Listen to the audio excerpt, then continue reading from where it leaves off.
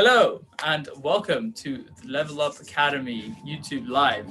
We are second time going live this time and trying to work out some kinks. But we thought we'd do a quick impromptu Facebook Friday type video where we're just going to go through some questions on some entrepreneur group that we've just found. And we haven't seen what the questions are yet, so we'll just go and chat through them and debate and see what happens. Absolutely. Just to give you guys a bit of context, we're starting our own business, or we've started our own business. We're running a kind of a program for aspiring coaches called Captivate and Influence.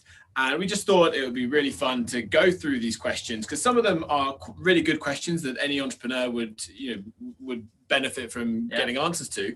But there's some really funny ones there as well. So we thought it'd be a great idea to jump on here and share them with you and do our best to answer some of them, or at least shed some light on our experiences around that topic, right? And I've actually stumbled upon a gem. Oh, okay. Here we go. So we're kicking it off with a gem that's going to have loads, as you guys know, Facebook, on Facebook, any question will come with lots of other questions underneath. And the question is, or at least the post that has all the questions underneath, is ask a question if you're under 30 and answer a question if you're over 30. So I'll leave you guys to guess which one, who's over 30 and who's under 30 here. Anyway, there's a few great questions here. I don't know which one you want to start with. No, you had the gem. Go for it. I mean, this is the gem. The post is the gem. The post itself is the gem. The post itself is the gem.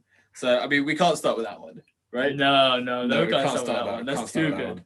That's too good. Too big. Brace yourselves, guys. Yeah, maybe that's a third question. Coming. Okay, so just random one, okay? Someone, Lonnie, is asking, do I really want to move to a different country?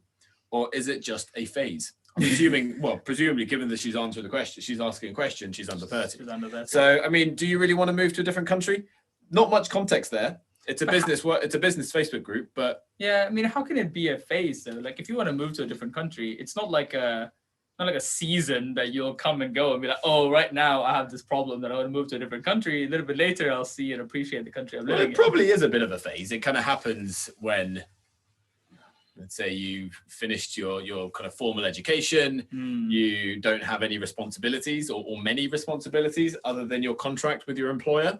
Yeah. You might not have kids. And so you think, well, I want to do something wild with my life. Yeah.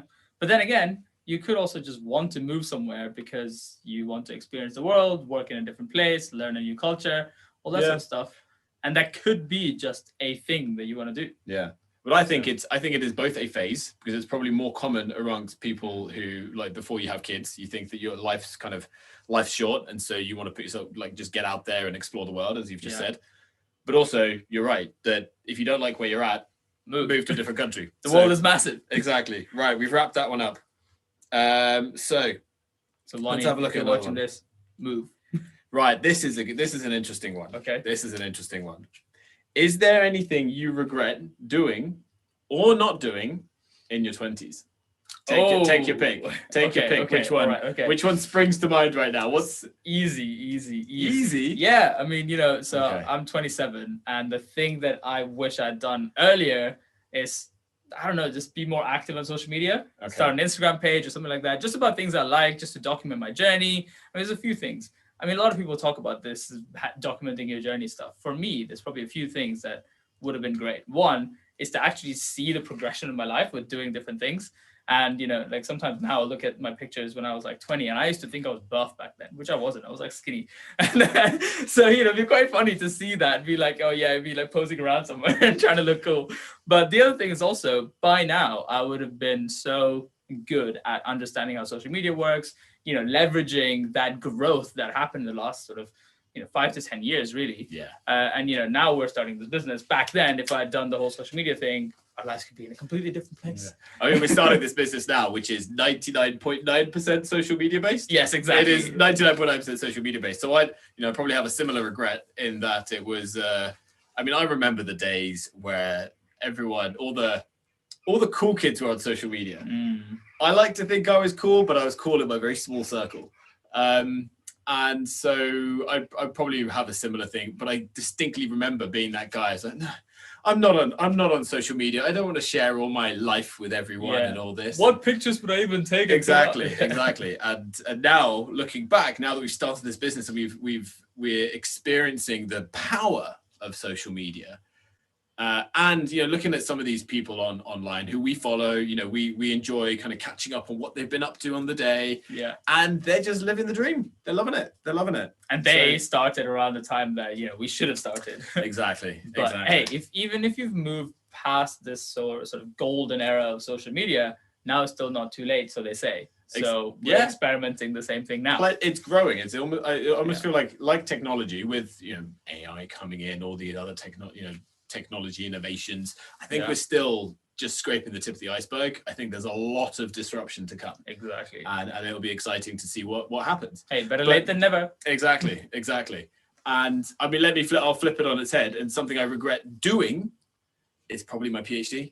Well, I say probably. I do regret doing the PhD. It was a fun time. It was a learning curve. It was fun. Met lots of really great people, and yeah, you know, I've got the title now. Fantastic. But Dr. Phil.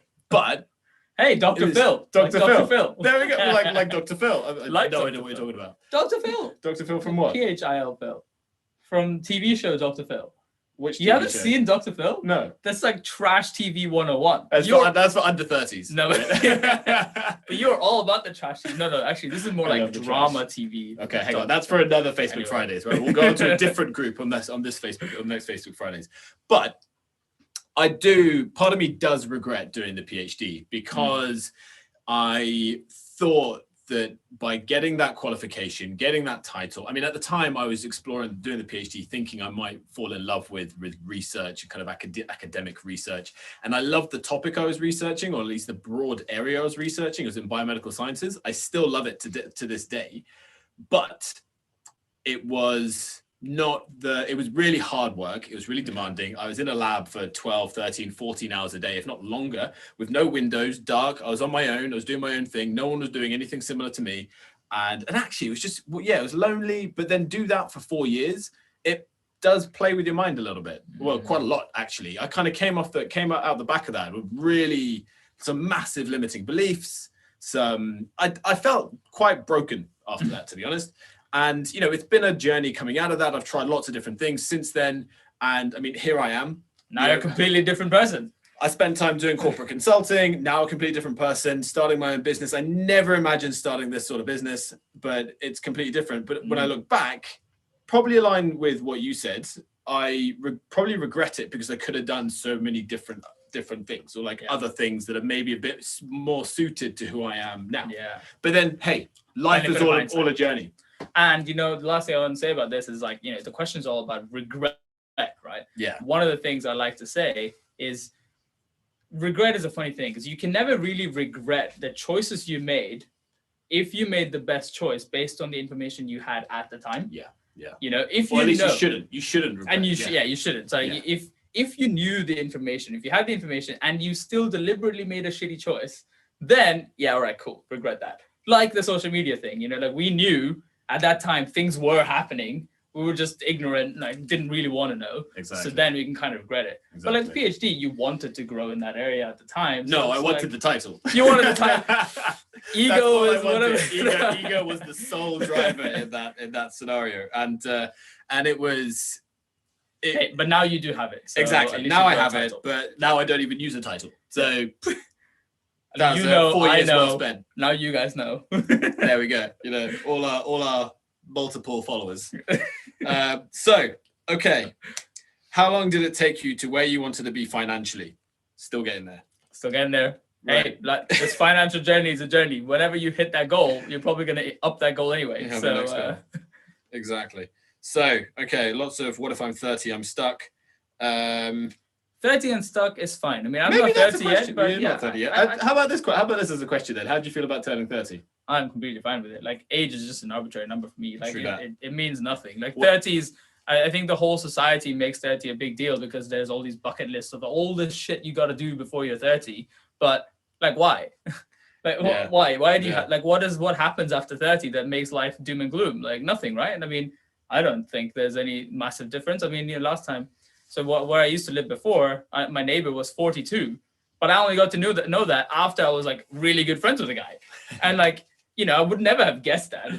So age is completely a number in my mind anyway, because I see Arnold Schwarzenegger or like Sylvester Stallone looking more ripped than I have ever been in their 70s. So like, if they can look like that and continue being a boss, like why the hell can I not do that when I'm 30? Right? Absolutely. I mean, guys, we'll revisit this question at 29 and a half. And, I'm having my crisis. We're having a meltdown. Plenty more to come there. So how about this? How do you tide yourself over while building a business? So I'm not really sure what that means. I'm assuming kind of financially, how do you kind of support yourself doing a business? I mean, we've got partners who make more money than we do. Yeah. So I mean, we used to make more money than they did, and then we quit our jobs, and then we were trying to find our feet, and then they make more money than us. They got promotions at the same time that we quit our jobs. It wasn't like it was a big thing. Yeah. But anyway. Anyway, we're not feeling that. No. But the thing we are trying to do is, putting our best efforts to make the business successful, add more value to people, and that way, generate more sort of income for us, but also, have impact, which is really why we wanted to start our own business, which is, be more fulfilled in what we're trying to do.